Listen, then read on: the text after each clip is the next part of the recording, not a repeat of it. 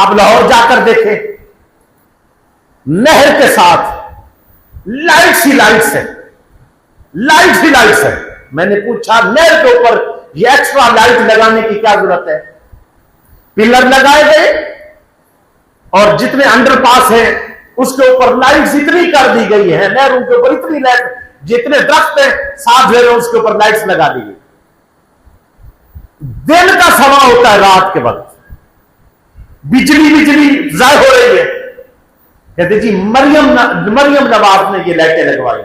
میں نے کہا اتنا بھی شعور نہیں ہے نالائق لوگوں کو، جتنی بجلی یہاں خرچ ہو رہی ہے، اگر اتنی بجلی غریب گھروں کو دے دی جاتی تو اللہ کے بندوں کتنے سکھ کا سانس لے لیتے اور کہتے آنے والے لوگ اچھے ہیں۔ تو ہم لوگ ایسے ضائع کرے جاتے ہو، بجلیاں ضائع ہو رہی ہے، پانی ضائع ہو رہے ہیں، تیل ضائع ہو رہے ہیں، ادارے ضائع ہو گئے ہیں، جتنا بھی کچھ ہے سب برباد ہوتا چلا جا رہا ہے، ان کو پرواہ کوئی نہیں۔ کیوں؟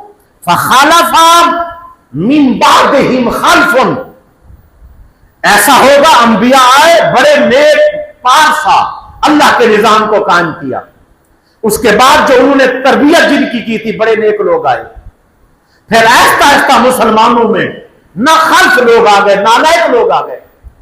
نالائق جب آئے تو انہوں نے یہ خرابیاں شروع کی۔ ان نالائق کے خلاف ہاتھ سے جہاد کرنا فرض، نہیں کرو گے مومن نہیں ہے، کرو گے حضور نے کہا مومن ہو۔ ان کے خلاف زبان سے جہاد کرو، بولو حق، ان کو سمجھاؤ، ان تک بات پہنچاؤ۔